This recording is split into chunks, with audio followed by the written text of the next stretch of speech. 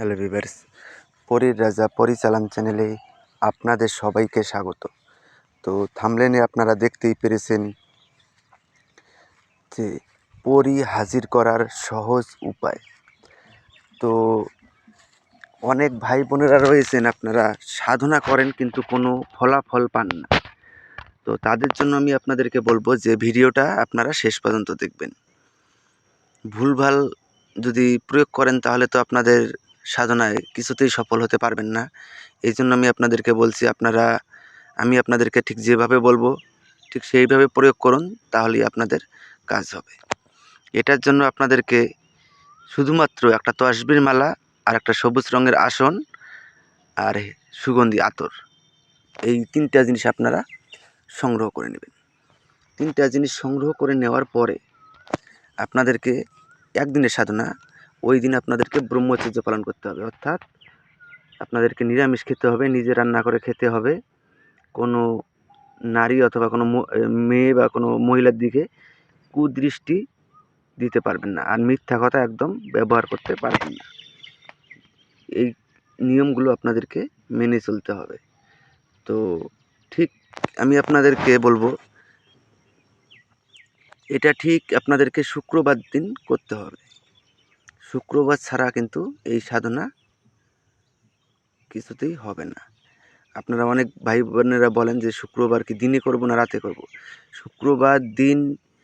শুক্রবারের দিন রাত্রে ঠিক 11টার সময় আপনাদেরকে এই সাধনার বসতে হবে। আপনারা সবুজ রঙের আসনটাতে বিছিয়ে সবুজ রঙের আসনের উপরে বসবেন। বসে আপনারা পশ্চিম মুখ হয়ে বসবেন। যদি মুসলিম হন নামাজের ভঙ্গিতে বসবেন, আর হিন্দু হলে পরে আপনারা পদ্মাসনে বসবেন। বসে আপনারা প্রথমে গুরুর নাম স্মরণ করবেন।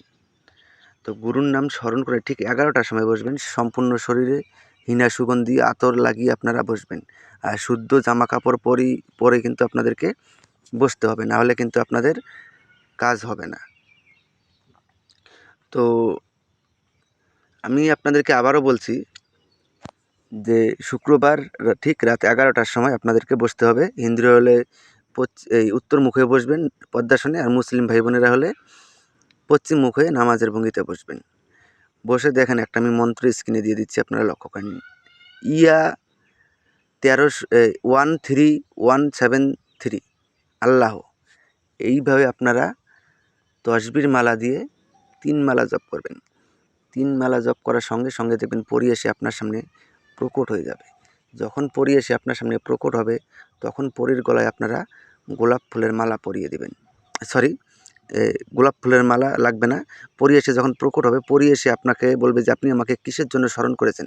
তখন আপনি ওনাকে বলবেন যে আমার কাছে আপনাকে 3টি শপথ করতে হবে। প্রথম শপথ, আমি তোমাকে যা আদেশ করিব তার সঙ্গে সঙ্গে পালন করিতে হবে।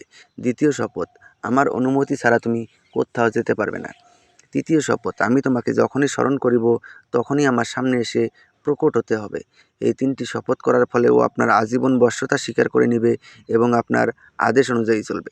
তারপরে আপনারা ওনাকে বলবেন যে আপনাকে কি নামে ডাকলে পরে আপনি আমার সামনে এসে প্রকট হবেন। উনি আপনাকে একটা নাম বলে দিবে, ওই নামটা মনে রাখবেন। আর ওই নাম ধরে আপনারা যখনই ওনাকে ডাকবেন তখনই সে আপনার সামনে এসে প্রকট হবে এবং যা আদেশ করবেন সেটা মুহূর্তের মধ্যে পালন করবে। তো আশা করি বুঝতে পেরেছেন। ধন্যবাদ। আবারও দেখা হবে পরবর্তী ভিডিওতে। এ পর্যন্ত সুস্থ থাকবেন, ভালো থাকবেন, এটাই কামনা করি। ধন্যবাদ।